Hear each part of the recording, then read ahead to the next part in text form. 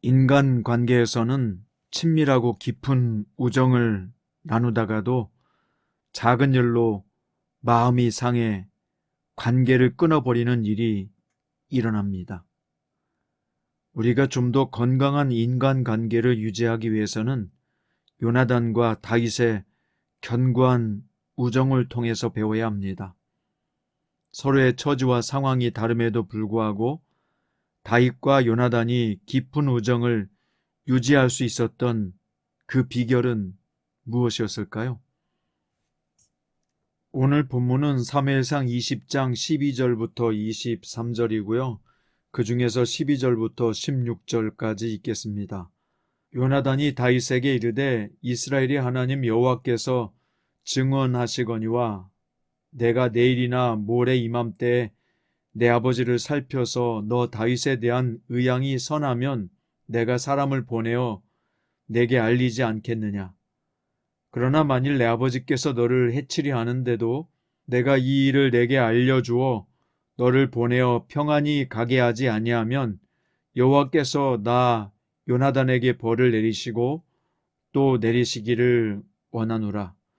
여호와께서 내 아버지와 함께 하신 것 같이 너와 함께 하시기를 원하노니 너는 내가 사는 날 동안에 여호와의 인자하심을 내게 베풀어서 나를 죽지 않게 할 뿐 아니라 여호와께서 너 다윗의 대적들을 지면에서 다 끊어버리신 때에도 너는 내 인자함을 내 집에서 영원히 끊어버리지 말라 하고 이에 요나단이 다윗의 집과 언약하기를 여호와께서는 다윗의 대적들을 치실지어다 하니라.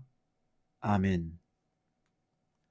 오늘 말씀의 제목은 참된 우정은 하나님 통치의 인정에서 온다 입니다.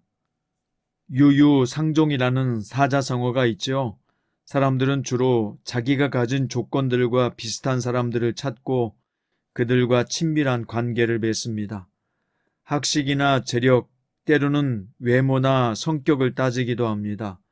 그런데 조건을 보고 맺은 관계는 상대방의 상황이나 조건이 달라지면 소원해지는 것이 현실입니다. 그런데 오늘 본문에서 보듯이 다윗의 처지가 곤궁해졌음에도 요나단의 신의는 조금도 변하지 않았습니다. 요나단은 다윗이 골리앗을 쓰러뜨리는 것을 보았고 전쟁에서 승승장구하는 유희용의 매력도 느꼈을 것입니다. 하지만 그의 우정은 다윗이 형통할 때나 힘없이 쫓기는 신세가 되었을 때나 동일하게 유지되었습니다. 오히려 다윗이 자기 아버지 사울의 위협을 피할 수 있도록 자기가 가진 지위를 사용해 도왔습니다. 이처럼 요나단과 다윗의 우정이 견고한 이유는 조건과 형편을 초월한 순수한 관계였기 때문입니다. 지금 우리가 가까이 하는 사람들은 누구입니까? 우리는 과연 상대방이 가진 조건과 상관없이 사랑의 관계를 맺고 있는지 돌아보아야 합니다. 예수님은 우리가 비천한 상태임에도 불구하고 생명을 다해 우리를 사랑해 주셨습니다. 이러한 무조건적인 사랑을 받는 우리는 우리 지체와 이웃들을 또한 무조건적으로 사랑할 필요가 있습니다.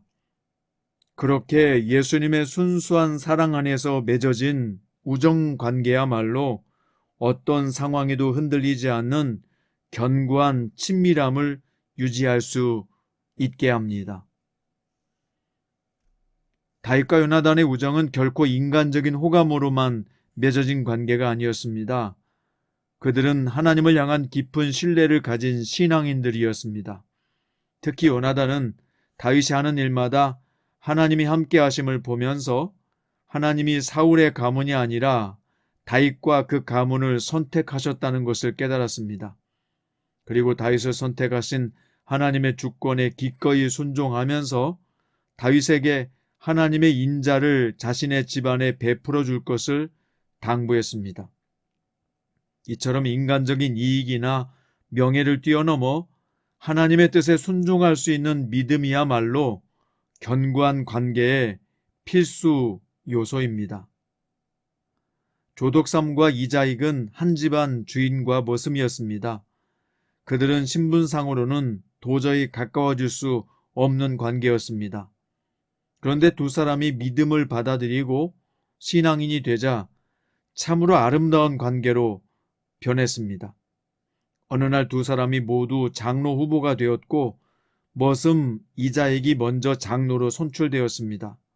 이런 상황에서 주인 조덕삼은 자기 이익과 감정에 흔들리지 않았고 머슴이 자신보다 먼저 장로로 선출된 상황을 하나님의 뜻으로 받아들였습니다. 그는 이자익을 교회 지도자로 섬기겠다고 선언하고 실천했습니다. 그뿐만 아니라 조독삼은 이후에 이자익을 신학교에 유학 보냈으며 목회자가 되도록 지원을 아끼지 않았습니다. 조독삼의 섬김으로 이자익은 훌륭한 지도자가 되었습니다. 우리가 하나님의 뜻에 순종하는 마음으로 서로를 생각한다면 우리도 이처럼 아름답고 견고한 관계를 경험하게 될 것입니다. 오늘은 존 오토버그의 선택훈련이라는 책의 내용의 일부를 읽어드리겠습니다. 얼마 전에 아내와 나는 30년간 알고 지낸 두 부부를 만났다. 우리는 각자 다른 지역에 살고 있는데 오랜만에 모여 며칠간 거의 붙어 있다시피 했다.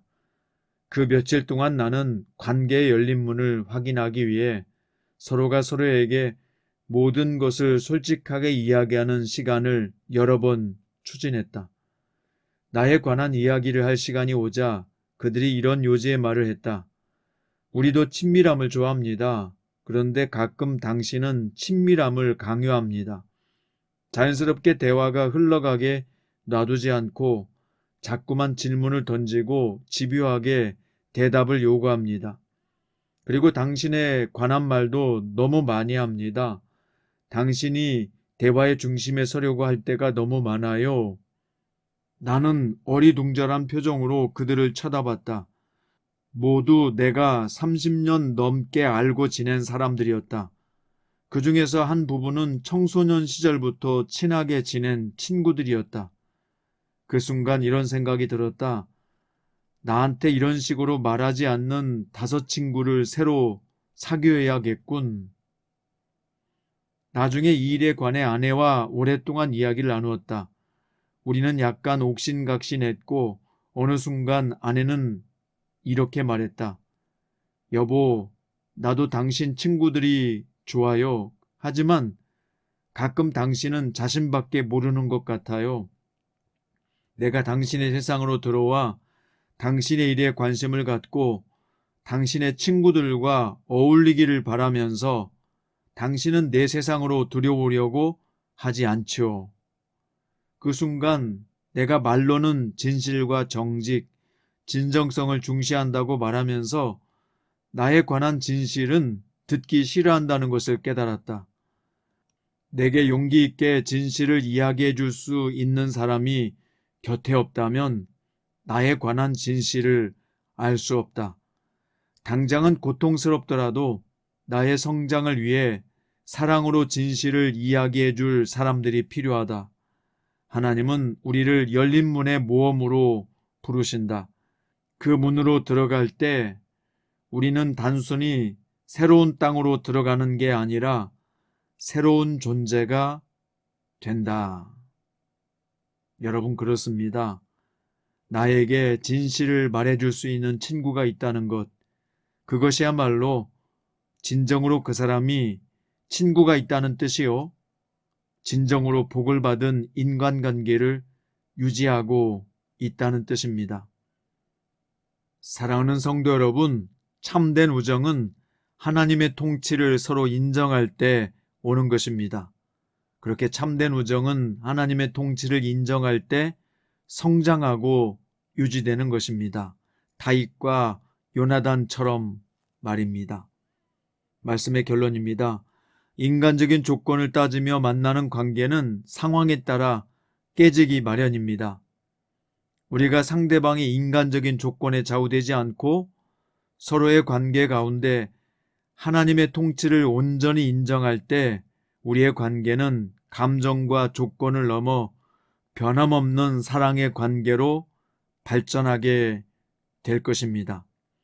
오늘 나와 관계를 맺고 있는 진정한 우정에 관심을 가지십시오. 주님 안에서의 진정한 우정을 맺을 수 있는 영적 친구와 함께 하십시오.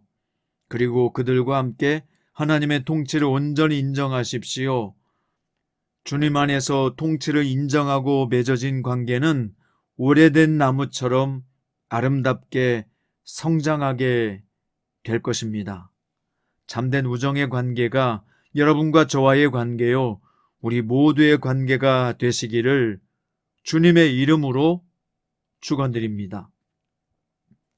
기도드립니다.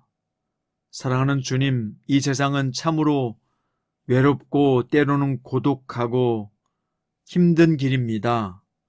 주 하나님, 우리가 하나님과의 관계뿐만 아니라 좋은 우정의 관계도 유지할 수 있도록 좋은 친구를 허락하여 주시고 내가 또한 좋은 친구가 되게 하시며 참된 우정의 관계를 유지하기 위해서 우리가 주변 사람들과 함께 하나님의 통치 아래 거하게 해 주십시오.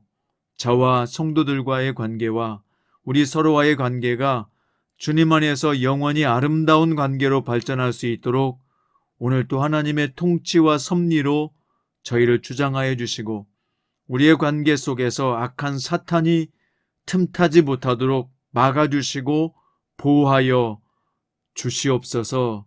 참된 신앙의 공동체를 만들어가기 원하오며 살아계신 예수님의 이름으로 기도드립니다. 아멘.